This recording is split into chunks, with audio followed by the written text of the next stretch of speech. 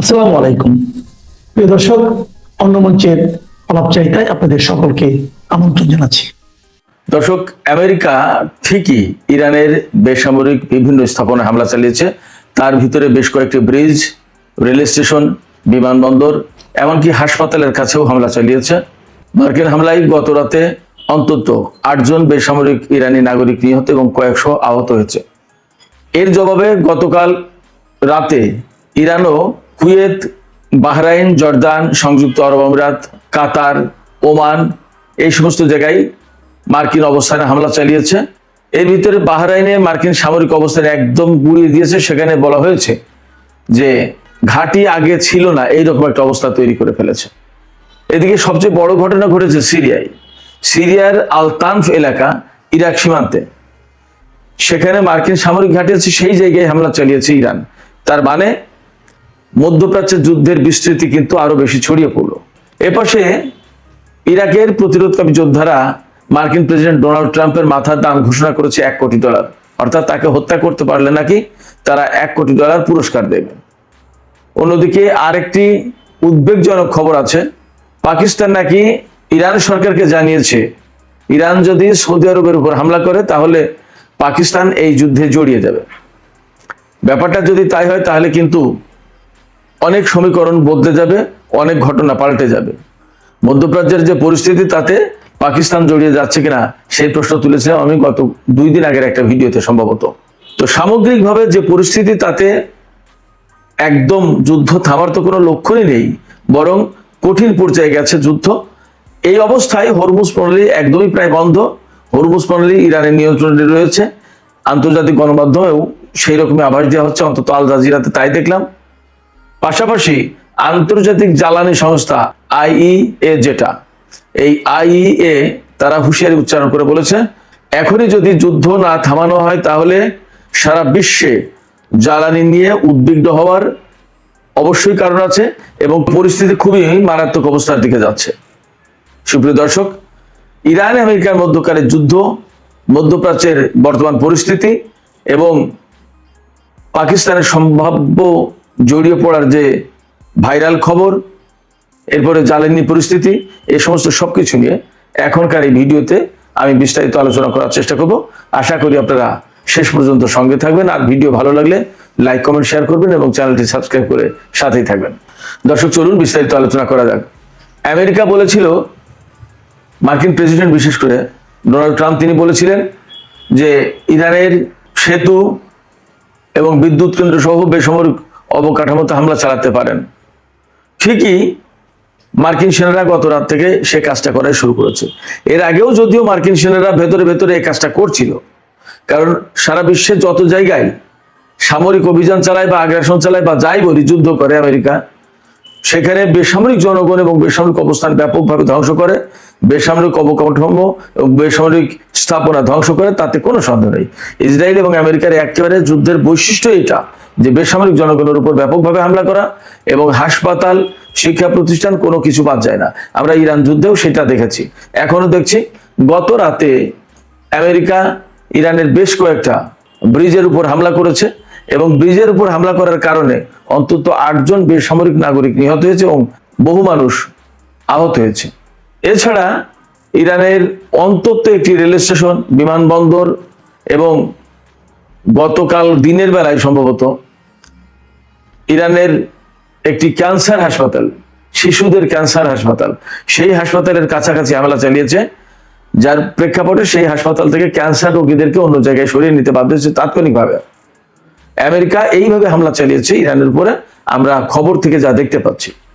তুরস্কে নেটো সম্মেলনের পর আমেরিকা যে হামলা শুরু করেছে, এই হামলা থেকে এই পর্যন্ত ইরানের অন্তত 38 জন নিহত এবং 400-র বেশি মানুষ আহত হয়েছে। এর ভিতরে গতকাল ইরান শহরে মার্কিন বাহিনীর হামলায় ইরানের সামরিক ঘাঁটিতে হামলা করেছে এবং সেখানে 7 জন ইরানি সেনা শহীদ হয়েছেন। গত কয়েকদিন মার্কিন সামরিক বাহিনী যে সমস্ত জায়গায় হামলা চালিয়েছে তার একটা বর্ণনা দিলে আপনারা বুঝতে পারবেন যে আমেরিকা কতটা অ্যাগ্রেসিভলি হামলা চালাচ্ছে ইরানের উপরে। মানে এখন পুরো মাত্রায় যুদ্ধ চলছে, এখন আর টুকটাক যুদ্ধের পর্যায়ে নেই। আমি নামগুলো বলে আপনারা খেয়াল করুন। ইরানের বন্দর আব্বাস, চবাহার, বুশেহের আহবাজ, ইরান শাহর কোনারাক, জাস্ক, সিরিক, কেশ, কেশম, ইরান শাহর আবু মুসা দ্বীপ, খার্ক দ্বীপ, গ্রেটার তুম্ব আইল্যান্ড, সিরাজ, খুদ্রমাবাদ, সেমনান, উর্মিয়া এবং হামেদান, এই সমস্ত শহরে দ্বীপে হামলা চালিয়েছে। এই শহরগুলো প্রায় সবই ইরানের দক্ষিণাঞ্চলীয় এলাকাতে, উপকূলভাগ এবং দক্ষিণাঞ্চলীয় এলাকাতে, দক্ষিণ পশ্চিমাঞ্চল, দক্ষিণ পূর্বাঞ্চল, এই সমস্ত এলাকায় অবস্থিত। তো গতকাল রাতে যখন ব্রিজে এবং বিমানবন্দরে, রেল স্টেশনে হামলা চালিয়েছে, তখন ডোনাল্ড ট্রাম্প তার ঘোষণা বাস্তবায়ন করেছেন, এটাই বলা যায়। বেসামরিক অবকাঠামো লক্ষ্য করে হামলা। এর প্রতিবাদে ইরান দুটো কাজ করেছে। একটা হচ্ছে জাতিসংঘে নিযুক্ত ইরানের স্থায়ী প্রতিনিধি আমির সাইদ ইরাবানি, তিনি জাতিসংঘ মহাসচিবের কাছে একটি চিঠি দিয়েছেন। এই চিঠিতে তিনি আমেরিকার হামলার নিন্দা জানিয়েছেন। পাশাপাশি তিনি বলেছেন আমেরিকা যে এই সমস্ত সেতু, রেল স্টেশন, বিমানবন্দর বা হাসপাতালের ধারে কাছে এইরকম বিভিন্ন বেসামরিক স্থাপনা লক্ষ্য করে হামলা চালাচ্ছে, এটা সম্পূর্ণ যুদ্ধ অপরাধ, এই অভিযোগ তিনি করেছেন। আর যে কাজটা ইরান করেছে সেটি হচ্ছে যে সামরিক উপায়ে জবাব দিয়েছে। গতকাল আমেরিকা যেমন বড় রকমের হামলা চালিয়েছে ইরানের বিরাট বিশাল এরিয়া জুড়ে, তেমনি ইরানও সামরিক উপায়ে পাল্টা জবাব দিয়েছে, প্রচন্ড রকম জবাব দিয়েছে। কুয়েতের মার্কিন ক্ষেপণাস্ত্র ডিপো, হেলিকপ্টারের অবস্থান, অর্থাৎ যেখানে হেলিকপ্টার রাখা, হেলিকপ্টার স্টোরেজ, এরপরে আমেরিকার বেশ কয়েকটা ক্ষেপণাস্ত্র লঞ্চার, এগুলো ধ্বংস হয়েছে। কুয়েতের সবচেয়ে বড় যে ঘটনা ঘটেছে সেটা হচ্ছে অস্ত্র গুদাম ধ্বংস হয়েছে কয়েকটা। বাহরাইনে ইরান হামলা চালিয়েছে এত বড় যে বাহরাইনের দুটো মার্কিন ঘাঁটি একেবারে মাটির সাথে মিশে গেছে বলে জানা যাচ্ছে। এইভাবে বলা হচ্ছে যে সেখানে আগে ঘাঁটি ছিল কিনা তার বোঝা যাচ্ছে না। ইরান কিন্তু এইরকম কথাই বলেছিল যে আমরা এমন ভাবে হামলা চালাবো যে মধ্যপ্রাচ্যে আগে আমেরিকার কোনো ঘাঁটি ছিল না, এইরকম করে দেবো পরিস্থিতি। তো হয়তো ইরান সেইভাবেই করছে। জর্দানে হামলা চালিয়েছে, কাতারে হামলা চালিয়েছে, সংযুক্ত আরব আমিরাতে এবং ওমানে। এইসব হামলায় অনেকগুলো র্যাডার সিস্টেম, তারপরে নৌবাহিনীর গোয়েন্দা ব্যবস্থা, বিমান বাহিনীর গোয়েন্দা ব্যবস্থা, এই সমস্তগুলো ধ্বংস হয়েছে। বলা হচ্ছে যে বেশ কয়েকজন মার্কিন সেনা নিহত হয়েছে। মার্কিন সেনা নিহতের কথা কেন আসছে? বিশেষ করে দুই জায়গায় মার্কিন সেনা নিহতের কথা বলা হচ্ছে। কুয়েতে যে হামলা হয়েছে এই জায়গায় মার্কিন সেনা নিহত হয়েছে কিছু, আর সবচেয়ে বেশি নাকি নিহত হয়েছে সিরিয়ার আল তানফ সামরিক ঘাঁটিতে। আল তানফ হচ্ছে মার্কিন সামরিক ঘাঁটি, এটা ইরাক এবং সিরিয়ার সীমান্তে অবস্থিত। অর্থাৎ বলা যায় যে পূর্ব সিরিয়া বা সিরিয়ার দক্ষিণ পূর্ব এলাকা হবে আর ইরাকের পশ্চিমাঞ্চল হবে। এই জায়গায় এই হামলাটা হয়েছে, আল তানফ মার্কিন সামরিক ঘাঁটি। এবং এই সামরিক ঘাঁটিতে ইসরায়েলের সেনা মোতায়েন ছিল একসময়, এমন রিপোর্ট বের হয়েছিল, আরো অনেক আগের কথা। তো এই আল তানফ ঘাঁটিতে ইরান কেন হামলা চালালো? বলা হচ্ছে এই আল তানফ ঘাঁটি থেকে আমেরিকা ইরানের উপর হামলা চালিয়েছে। তো ব্যাপারটা যদি তাই হয় তাহলে ইরান ডেফিনেটলি হামলার উৎসস্থল খুঁজে বের করেছে যে কোথা থেকে এই হামলা হলো, এবং সেই জায়গায় পাল্টা হামলা চালিয়েছে। বলা হচ্ছে আল তানফ ঘাঁটিতে হামলার কারণে বেশ কয়েকজন মার্কিন সেনা নিহত হয়েছে।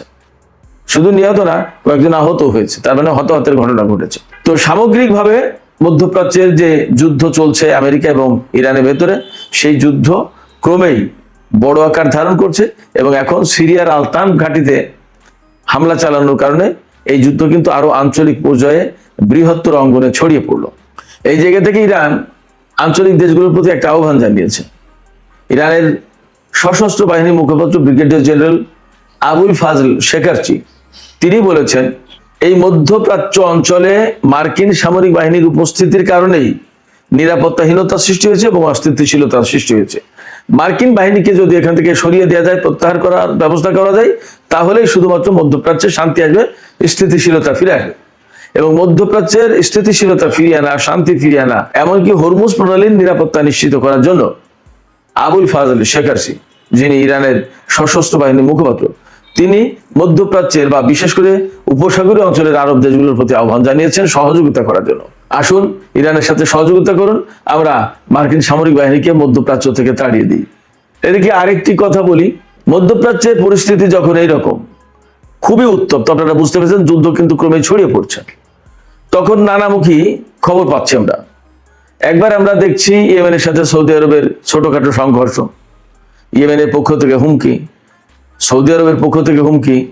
আবার গতকাল সৌদি পররাষ্ট্রমন্ত্রী প্রিন্স ফয়সাল বিন ফারহান বক্তব্য দিলেন যে আমরা আর আমেরিকার নিরাপত্তার উপর নির্ভর করব না। আবার এখন শোনা যাচ্ছে ইরান যদি সৌদি আরবের উপর হামলা চালায় তাহলে পাকিস্তান এই যুদ্ধে জড়িয়ে পড়বে, এইভাবে নাকি পাকিস্তান সরকার ইরান সরকারকে মেসেজ দিয়েছে। এখন পাকিস্তান হয়তো জড়িয়ে যেতে বাধ্যই, কেন যেহেতু তার সাথে সৌদি আরবের চুক্তি ছিল। কিন্তু পাকিস্তান যদি এই যুদ্ধে কোনো কারণে জড়িয়ে পড়ে তাহলে সে যে একটা সুনাম সুখ্যাতি অর্জন করেছিল ইরান আমেরিকার মধ্যকার যুদ্ধবিরতির ব্যাপারে চেষ্টা প্রচেষ্টা চালিয়ে কূটনৈতিক উদ্যোগ নিয়ে, সেই সুনাম সুখ্যাতি কিন্তু একদম পুরোপুরি সব ধ্বংস হয়ে যাবে। এটা গেল এক। দুই হচ্ছে, তাহলে পাকিস্তান কি করতে পারে? পাকিস্তান এখানেও কূটনীতির আশ্রয় নিতে পারে, ইরান এবং সৌদি আরবের মধ্যে যে গ্যাপ আছে সে ব্যাপারে দুতিয়ালি করতে পারে, দুই দেশের সঙ্গে কথা বলতে পারে, এবং সবচেয়ে বড় যেটা সেটা হচ্ছে আন্তর্জাতিক অঙ্গনে সে তৎপরতা চালিয়ে আমেরিকাকে ইসলামাবাদ সমঝোতায় ফিরে আনার চেষ্টা করতে পারে। এটাই পাকিস্তানের সবচেয়ে বড় কাজ হবে, এটাই উচিত হবে তাদের। তারা যদি যুদ্ধে জড়িয়ে পড়ে তাহলে আরো ভয়ঙ্কর ভাবে ভ্রাতৃঘাতী এবং দুই প্রতিবেশীর মধ্যে যুদ্ধ শুরু হবে, সেটা আরো বেশি খারাপ পরিস্থিতি তৈরি করবে। তখন কিন্তু অনেক সমীকরণ বদলে যাবে। এই জায়গায় ইরানকে প্রয়োজনে কূটনৈতিক বার্তা দিক পাকিস্তানের প্রতিনিধি পাঠাক সরকার ইরানে, সৌদি আরবের সাথে আলোচনা করুক, প্রয়োজনে দুই দেশকে নিয়ে বসুক, এইভাবে কাজ করুক। কিন্তু পাকিস্তান যদি জড়িয়ে যায় তাহলে সেটা ভয়াবহ খারাপ পরিণতি ডেকে আনবে। এদিকে আরেকটা ছোট্ট খবর বলে আমি শেষ করি, ট্রাম্প প্রসঙ্গ। ইরাকের প্রতিরোধকামী যোদ্ধারা ডোনাল্ড ট্রাম্পের মাথার দাম ঘোষণা করেছে $1 কোটি। তারা বলেছে ডোনাল্ড ট্রাম্পকে যে হত্যা করতে পারবে তাকে $1 কোটি পুরস্কার দেওয়া হবে, যে বা যারা। এই কথাও কিন্তু সামাজিক যোগাযোগ মাধ্যমে ছড়িয়ে পড়েছে, ভাইরাল হয়েছে। এপাশে ডোনাল্ড ট্রাম্প গতকাল একটা কথা দাবি করেছিলেন। তিনি বলেছেন যে ইরানের কারাগারে আটক এক বন্দীকে ইরান মুক্তি দিয়েছে এবং তারা আমেরিকার সাথে এখন চুক্তি চাই, তারা আমেরিকার সাথে আলোচনায় বসার জন্য পাগল হয়ে গেছে। ইরানের পক্ষ থেকে জবাবে বলা হয়েছে যে এই ধরনের কোনো বন্দীকে মুক্তি দেওয়া হয়নি, একদম সম্পূর্ণ ফলস ক্লেম, মিথ্যা দাবি। এছাড়া ইরানের প্রেস টিভিও একই কথা বলেছে। আমরা জানি না, তবে একটা কথা বলি যে ডোনাল্ড ট্রাম্পের অনেক কথা কিন্তু অসত্য বলে প্রমাণিত হয়। এটা শুধু আমি বলছি না বা ইরানি গণমাধ্যম বলছে না, এটা খোদ মার্কিন গণমাধ্যম বলে। এমনকি কখনো কখনো মার্কিন গণমাধ্যমে এমন খবরও বের হয়েছে যে ডোনাল্ড ট্রাম্প এক সপ্তাহে বা গত 24 ঘন্টায় বা গত 48 ঘন্টায় কয়টা মিথ্যা কথা বলেছেন এবং কি কি মিথ্যা কথা বলেছেন তার ফিরিস্তি দিয়ে খবর প্রকাশ হয়। সিএনএনের মতো গণমাধ্যমে এমন খবর আসে। তাহলে ডোনাল্ড ট্রাম্পের অবস্থাটা কি বলছেন? এই ডোনাল্ড ট্রাম্প এবং তার প্রশাসন এখন ইরানের সাথে যুদ্ধ করতে এসে এমন গেড়াকলে পড়েছে যে গত বছরের চেয়ে এবছরের বাজেট প্রায় ডাবল করতে হচ্ছে। $1.5 ট্রিলিয়ন সামরিক বাজেট চেয়েছে ডোনাল্ড ট্রাম্প। এই ব্যাপারে মিট রমনি, একসময় মার্কিন নির্বাচনের দৌড়ে ছিলেন মিট রমনি, তিনি একটা বক্তব্য দিয়েছেন। তিনি বলেছেন ডোনাল্ড ট্রাম্প তো প্রেসিডেন্ট, আমি আর সামনে প্রেসিডেন্ট নির্বাচন করব না। তার ডোনাল্ড ট্রাম্প যেই কথা বলছেন, যুদ্ধ করে হরমুজ প্রণালী খুলতে হবে, এই জন্য বিশাল বাজেট লাগবে। তিনি বলেছেন আরে ভাই, হরমুজ প্রণালী তো যুদ্ধের আগে খোলা ছিল, তুমি যুদ্ধ করতে গেলে কেন? এবং হরমুজ প্রণালী বন্ধ হলো কেন? এবং এখন তার জন্য বাজেট দিতে হবে কেন? আমেরিকার জনগণের ট্যাক্সের পয়সা সেখানে কেন খরচ করতে হবে? মিট রমনি বলেছেন, খুব বিখ্যাত মানুষ, তিনি প্রেসিডেন্ট নির্বাচনে প্রতিদ্বন্দ্বিতা করেছিলেন এক সময়। তিনি বলেছেন আসলে এই ব্যাপারে রিপাবলিকান বা ডোনাল্ড ট্রাম্পের কি জবাব? সুপ্রিয় দর্শক, এখানেই আলোচনা শেষ করতে চাই। আলোচনা শেষের আগে আমি আপনাদেরকে একটা প্রশ্ন করি যে সামাজিক মাধ্যমে খবর বেরিয়েছে যে পাকিস্তান এই বার্তা দিয়েছে ইরানকে যে সৌদি আরবে যদি ইরান হামলা চালায় তাহলে পাকিস্তান এখানে জড়িয়ে যেতে বাধ্য হবে যুদ্ধে। আপনাদের কি মনে হয় যে পাকিস্তান যুদ্ধে জড়িয়ে যাবে? আমরা নিশ্চয়ই বুঝতে পারছি যে পাকিস্তানের সামনে আসলে একটা জটিল অবস্থা। এই অবস্থায় পাকিস্তান আসলে কি করতে পারে, তার কি করা উচিত? আপনাদের মতামত জানিয়ে কমেন্টে লিখুন। আর ভিডিও ভালো লাগলে লাইক কমেন্ট শেয়ার করবেন এবং চ্যানেলটি সাবস্ক্রাইব করে সাথেই থাকবেন। দর্শক, এখনকার আলোচনা এখানে শেষ করতে চাই। আপনারা সবাই অনেক অনেক ভালো থাকুন। আল্লাহ হাফেজ।